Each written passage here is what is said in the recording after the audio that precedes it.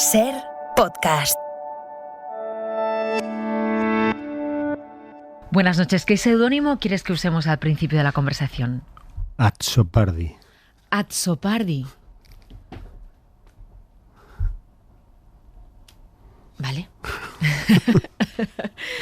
Luego te lo explico. Vale. A ver, siempre comenzamos en el mar. Este es un viaje que arranca en el mar, termina en un faro. Sí.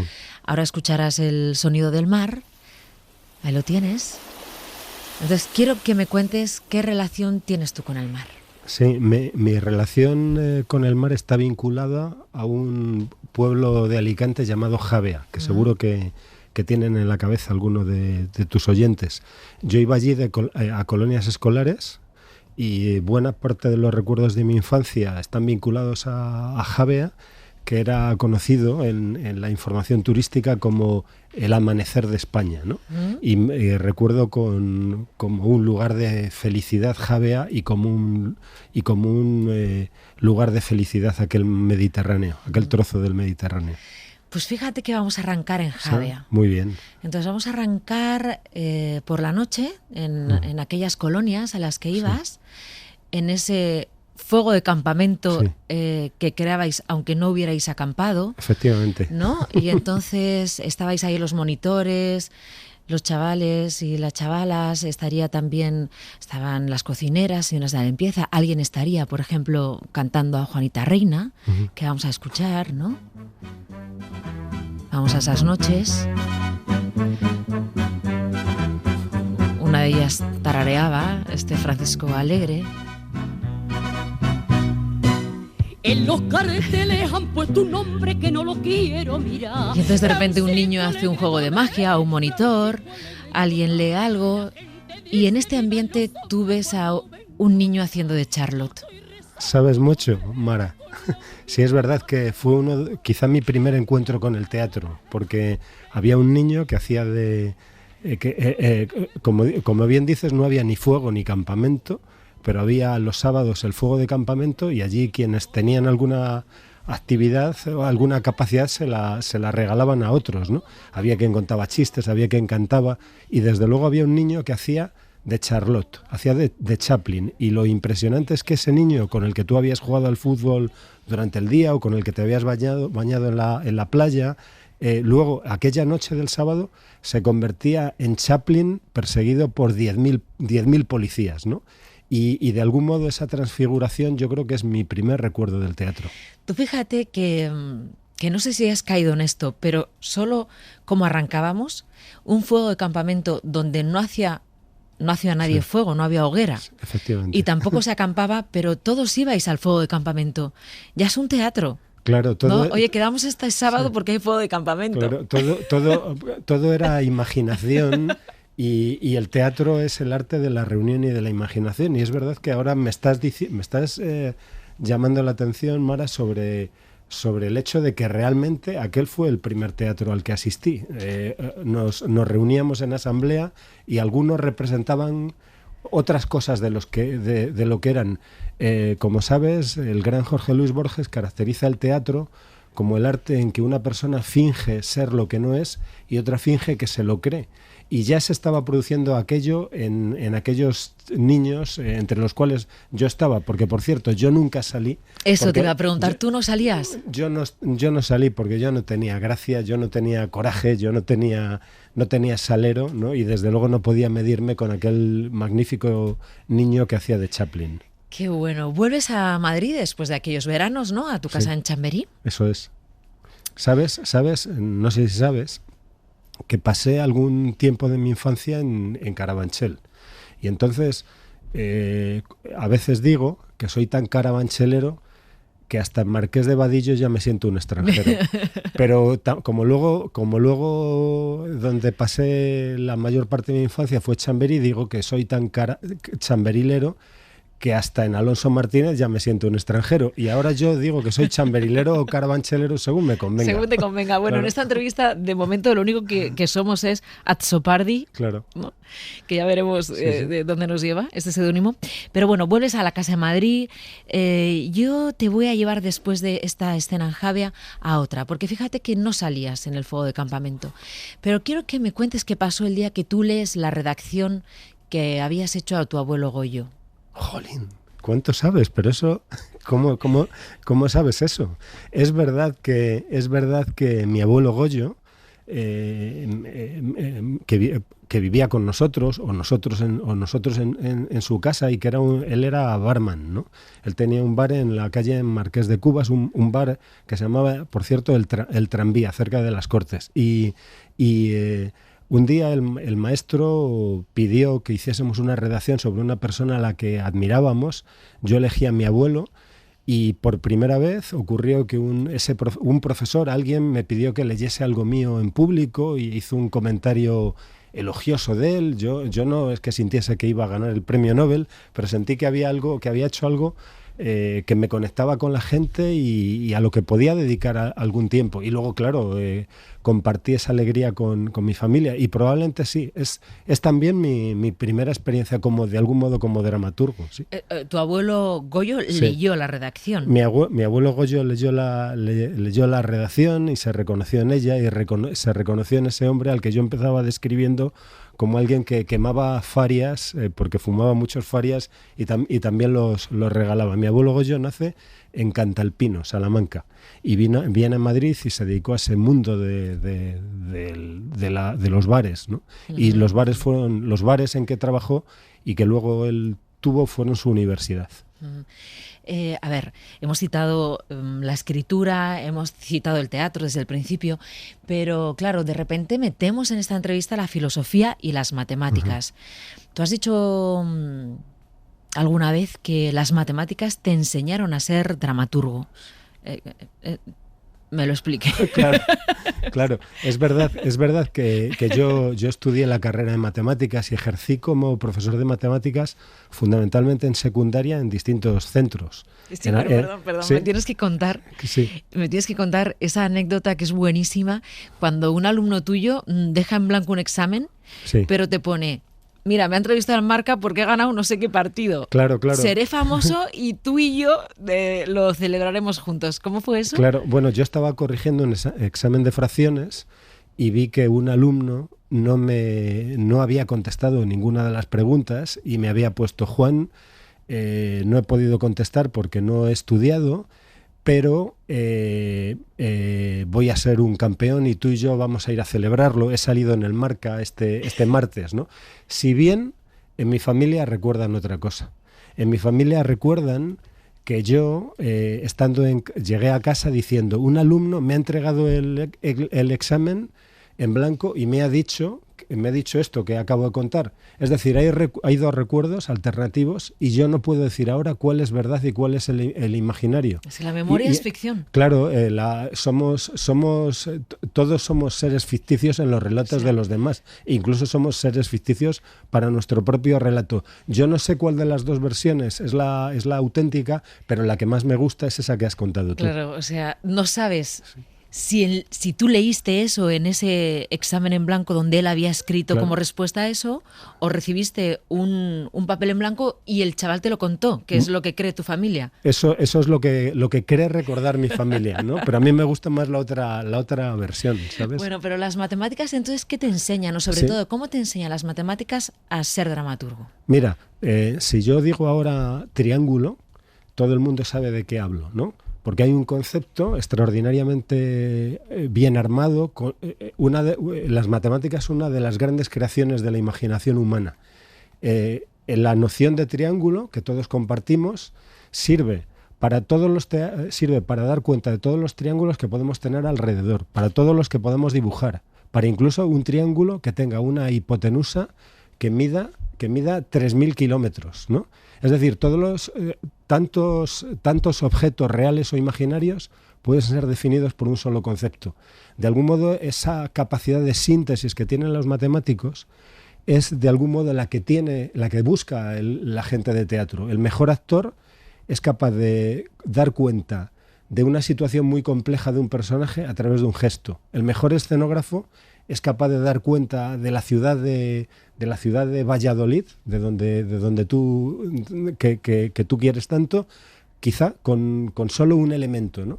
El mejor dramaturgo, los grandes, Chekhov, Shakespeare, Calderón, son capaces de dar cuenta no solo de una situación, sino de toda una época con una sola frase, ¿no? De algún modo la matemática me ha enseñado a buscar un lenguaje extremadamente desengrasado, un lenguaje de síntesis, un lenguaje en que solo esté lo innegociable. ¿Te convence? Pues me convence. Pues me convence, la verdad. En todo caso, yo creo que hay que estudiar matemáticas para... en todo caso, sí. yo creo que nunca te contestaría con, mira, no tengo ni idea, pero me ha entrevistado al Marca. De eso hay muy poca posibilidad de que ocurra en mi vida. Bueno, hemos escuchado, Juan, teatro, dramaturgia. ¿Por qué Juan Mayorga se ha puesto Azzopardi de seudónimo? Sí, porque cuando supe que había de elegir seudónimo tenía claro varias posibilidades, pero recordé que en otro lugar de Malta, en otro lugar del Mediterráneo, Malta, al que fui en un viaje familiar, algo que me llamó la atención era la cantidad de Azzopardis que había. Había ferretería Azzopardi, funeraria Azzopardi, notaría Azzopardi. Digo, ¿cuántos Azzopardis hay en Malta, no? Y quizá lo que más me acabó de convencerme del valor de ese apellido es que de pronto leo una noticia que dice Emerson Azzopardi ha sido arrestado porque entró en un bar borracho y montó un escándalo, y lo detuvo el agente James Azzopardi, con lo cual todos parecen Azzopardis y todos se detienen unos a otros, y yo he querido durante un rato hacerme la ilusión de que pertenezco a esa gran familia maltesa. Me han dicho que en Gibraltar también hay unos cuantos Azzopardis. ¿Sabes que aquí todos sois gatopardos? Bueno, entonces, ¿no? Gatopardo Azzopardi. Pues mira, hay una resonancia. Un gatopardo Azzopardi. Bueno, hemos hablado de matemáticas porque te licenciaste en matemáticas, también en filosofía. Hoy no te conocen ni por ser matemático ni filósofo, sino por ser uno de los mejores dramaturgos de este país, uno de los que tienen más trayectoria internacional. No sé, llevas 40 obras, 30 traducciones, Premio Nacional de Teatro, Premio Nacional de Literatura Dramática. Y esto te hará especial ilusión, ¿no? Miembro de la RAE con tu sillón M. Bueno, vengo de allí. Bueno, en realidad no es sillón, sino silla. Y en realidad se trata de un trabajo también de pico y pala, ¿no? O sea, pues por ejemplo, yo hoy he propuesto palabras como clorocaucho, que es una palabra que no está y de la que he sabido porque se utiliza en el gremio de la construcción, sobre todo vinculada a las piscinas y a los tejados. El clorocaucho. Clorocaucho, sí, quizá, sí. Seguro que hay oyentes que conocen esa palabra, o ensemble, que es una palabra que se utiliza mucho ahora en el mundo de la música, o por ejemplo la expresión devolución en caliente, ¿no? O sea, lo que quiero decir es que yo tengo que estar, como todos mis compañeros, estar atento a palabras que no están definidas o cuya definición pueda corregirse, sabiendo que es un trabajo de gran responsabilidad. Hoy vengo de una reunión en la que he sabido que hay más de 3 millones de consultas al día. Es decir, más de 1.000 millones al año. Es decir, ahí la gente está atenta y hay que estar a la altura. Y luego, por lo demás, yo siento un enorme placer cuando voy a esa casa, porque es un gusto encontrarse con gente que sabe mucho más que tú y de la que puedes aprender. Tú sabes que este programa gira cada noche en torno a una palabra. Lo sé. Que desarrollamos en todas sus posibilidades. Entonces, pues nada, dentro de unos años igual tenéis que incorporar farear. Hombre, pues es una... ¿no? Iluminar todos los espacios, incluidos los recónditos, ¿no? Es una bella palabra que merece entrar en un diccionario, sin duda. Farear, qué bella palabra. Bueno, Juan Mayorga, a ver, nos vamos a ir desde ese fuego de campamento con el que arrancábamos a Doña Rosita la soltera, año 1981, Nuria Espert, porque eso verdaderamente es lo que a ti te hace saber a qué te quieres dedicar, o algo te pasa cuando ves aquella obra, ¿no? En el 81. Claro, con un grupo con 4 compañeros del Instituto Ramírez de Maeztu, donde estaba yo estudiando. Yo también estudié. Sí, fíjate. Qué casualidad. Pues, pero entonces no había chicas. Claro, es que yo fui la primera promoción, no la segunda. Claro, y antes has dicho, has hablado de chicos y chicas en el fútbol de campamento, y en las colonias tampoco había chicas todavía. Tampoco había ¿no? chicas todavía. Yo, pues eso, nazco en otra España, ¿no? Y entonces, en el Ramiro Maeztu, nuestra profesora de lengua y literatura, nos dice que tenemos que ir a ver Doña Rosita la soltera, y nosotros vamos al teatro y nos decepciona cuando la taquillera nos dice que solo hay palcos. Y nos decepciona porque nosotros, no porque no podamos ver la obra, sino porque no vamos a tener el documento, que es lo único que nos interesaba, la entrada que mostrar al día siguiente a la profesora. Y nos dice, no, sí, palco quiere decir que tenéis que comprarlo en conjunto. En ese momento los palcos se compraban. Bueno, y yo entro con mis compañeros a ver aquel espectáculo y descubro el teatro como el arte de la imaginación, y descubro a una maravillosa Nuria Espert, que es capaz de representar. Ahora me di cuenta de lo que le pasó a ese adolescente, ¿no? Estaba ese adolescente asistiendo al gran misterio de la vida, que es el misterio del tiempo. Estaba Nuria Espert, con solo la elocuencia de su voz, de sus gestos, era capaz de dar cuenta de las edades de la vida de una mujer. Y eso es lo que se estaba representando ante mí. Yo no estaba todavía con condiciones para entender lo que estaba pasando, pero sí me enamoré de Nuria Espert y me enamoré del teatro. ¿Tú sabías que cuando recibió el Princesa de Asturias ella iba a volver a hacer Doña Rosita la soltera en su discurso? No lo sabía, pero hubiera matado por estar allí. Cada año que pasaba era como una prenda íntima que arrancaran de mi cuerpo. Yo se casa una amiga y otra, y mañana tiene un hijo y crece y viene a enseñarme sus notas de examen, y hacen casas nuevas y canciones nuevas, y yo igual, con el mismo temblor, igual, cortando el mismo clavel, mirando la misma nube. Y una mañana bajo al paseo y me doy cuenta de que no conozco a nadie. Muchachos y muchachas me dejan atrás porque me canso. Y uno dice, ahí va la solterona. Y otro hermoso con la cabeza rizada que comenta, a esa ya no hay quien le clave el diente. Y yo lo oigo y no puedo gritar, sino, vamos, adelante, con la boca llena de veneno y unas ganas enormes de descansar, de quitarme los zapatos y no moverme más nunca de mi rincón. Ya soy vieja. Ayer le oí decir al ama que todavía podía yo casarme, de ningún modo, no lo pienses. Ya perdí la esperanza de hacerlo con quien quise, con toda mi sangre, con quien quise y con quien quiero. Todo está acabado. Y sin embargo, con toda la ilusión perdida, me acuesto y me levanto con el más terrible de los sentimientos, que es el sentimiento de tener la esperanza muerta. Quiero huir, quiero no ver, quiero quedarme serena, vacía. Es que no tiene derecho una pobre mujer a respirar con libertad. Pero la esperanza me ronda, me persigue, me muerde, como un lobo moribundo que apretara sus dientes por última vez. ¡Qué maravilla! Hay un gran maestro del teatro de Declan Donnellan que dice que el actor es alguien que ve y hace ver, alguien que ve cosas y hace que los espectadores las vean, y aquí bastaba su voz, su manejo de las densidades, de las capas de la palabra, su dominio del silencio para dar cuenta de una experiencia enorme y del drama de esa mujer. Es toda una lección de teatro ese fragmento. Juan Mayorga, tu discurso de entrada en la RAE giraba en torno al silencio. Yo sé que el silencio ha tenido mucha importancia en tu vida y lo va a tener, porque también forma parte de proyectos que vas a hacer ahora en el 2022. Pero solo te quiero hacer una pregunta. ¿Cuál ha sido el silencio más silencioso de tu vida? El silencio más silencioso. Buena pregunta. Bueno, pues quizá el de la muerte de mi abuelo Goyo.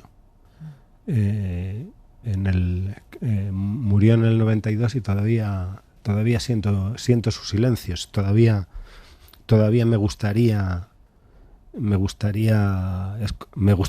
daría lo que fuese por escuchar su voz y por hacerle preguntas. Es el gran silencio. Y luego, claro, hay otras personas que ahora que me haces esa pregunta vienen a mi cabeza, como aquellas a las que yo hubiera querido decir algo que no les dije, o que hubiera querido callar algo que les dije, y desde luego que me gustaría que ahora rompiesen su silencio. También quiero traer a esta conversación, aunque sea al final y ya con cierta prisa, a Teresa de Jesús, sí, ¿no? Y a La lengua en pedazos, que sitúas ahora en una cocina del convento de San José. Sí. Vale. ¿Hay que ser creyente para entender a Teresa de Jesús? Bueno, yo no participo del credo de Teresa, pero me impresiona su coraje, me enamora el personaje, y también me enamora su palabra, ¿no? Cuando comencé a leer el libro de la vida, ¿no? Que de algún modo tiene algo de confesión, ¿no?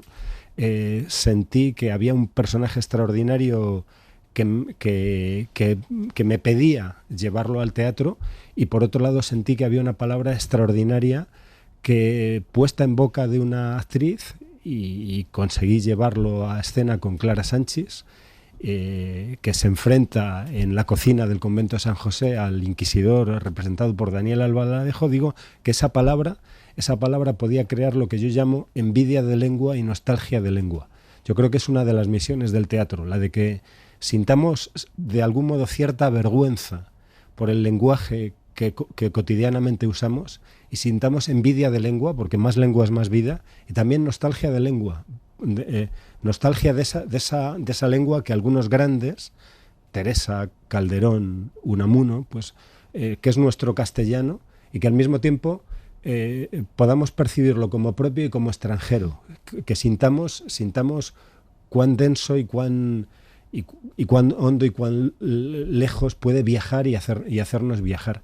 Y no comparto la fe de Teresa. Siento respeto por ella, y en todo caso, y siento, por cierto, mucho respeto por monjas y monjes, porque de algún modo, en su mero modo de vivir, nos recuerdan la necesidad que cada ser humano tiene, que los seres humanos tenemos de trascendencia, que no basta comer y estar calientes, siendo eso, por supuesto, muy importante. También necesitamos sentido, ¿no? Y lo que ocurre en La lengua en pedazos es, finalmente, que hay un enfrentamiento entre un guardián de la Iglesia y una subversiva, pero también puede ser visto como el enfrentamiento entre dos enemigos íntimos, y también entre dos seres humanos que buscan el sentido de vivir, de dos formas distintas. La lengua en pedazos es la obra de Juan Mayorga que se puede ver ahora y hasta finales del mes de diciembre en Madrid, aunque luego me has dicho que habrá gira. Sí. Cuando hacía alusión a que el silencio forma parte de tus proyectos del año 2022, es que me parece que ya tienes el proyecto cerrado, y estará Blanca Portillo. Sí, estamos ¿no? Ya estamos las mañanas estamos ensayando con la gran Blanca Portillo. Si yo en el discurso de la Academia, que fue sobre el silencio y que quiso ser una celebración del teatro, jugaba con la idea de que pudiera ser que no fuese yo quien lo estaba pronunciando, sino un amigo actor o una amiga actriz que lo dijese en mi nombre, hemos llevado adelante esa fantasía. Yo cuando estaba escribiendo eso y soñaba con que eso algún día fuese teatro, ya pensaba en Blanca, mi amiga Blanca, y en esas estamos. Y entonces estamos jugando con la idea de que una actriz, que no es Blanca, una actriz, en la noche antes de la lectura del discurso, ha recibido una visita de su amigo dramaturgo, que le ha dicho: quiero que lo hagas tú. Pero tú estás loco. Pero si hace 7 años que no me subo a un escenario. Bueno. Y ahí empieza la cosa. Bueno. Y entonces ella sube y entonces aparecen dos personajes, de algún modo, el ausente y esta actriz que convierte en teatro lo que el discurso cita. Es decir, si el discurso cita a Antígona, ella hace Antígona. Ay, qué bueno. Y bueno, si una actriz como Blanca pues convierte eso esa idea en una gran celebración. Qué bien. Bueno, para eso tendremos que esperar, pero ahora nos vamos a ir al Faro. Te voy a poner una canción, no voy a pedir que la elijas tú, sino la vamos a poner nosotros. Y tú dime con quién te gustaría estar, encontrarte, reencontrarte. Aprovecho para decir que este ha sido un reencuentro muy bonito en la radio, claro, que hacía más de 20 años que estuvimos también en los micrófonos de la cadena SER en una estación parecida, conversando en un programa de madrugada. Pero ahora dime con quién te gustaría estar y ahora escuchas la música que hemos elegido. Claro, a mí me gustaría estar con Coté, con Miguel, con Beatriz y con Raquel, con mi familia, ¿no? En un faro, ¿no? En un faro compartiendo ese farear, ¿no? Y estaría muy bien que estuviese sonando Tom Waits, que es el cantante preferido de mi mujer y por tanto lo es mío. Juan Mayorga, muchas gracias por haber estado con nosotros aquí en el Faro. Muchas gracias, Mara, y ha sido un placer reencontrarte. Otro. A merchant when he swears, a thief who says he'll pay, a lawyer when he cares, a snake when he's sleeping, a drunkard when he's... Suscríbete al Gato Pardo. Todos los episodios y contenidos adicionales en nuestra app de Cadena SER y en nuestros canales de Apple Podcast, Spotify, iVoox, Google Podcast y YouTube. Escúchanos en directo en la SER de lunes a viernes a las 2:10 de la madrugada. Laissez-faire, mi amor, c'est la vie. Shall I return to shore, swim back out to sea? The world don't care what a sailor does in the town. It's hanging in the windows by the pound. I don't believe you go to heaven when you're good. Cadena SER. La radio.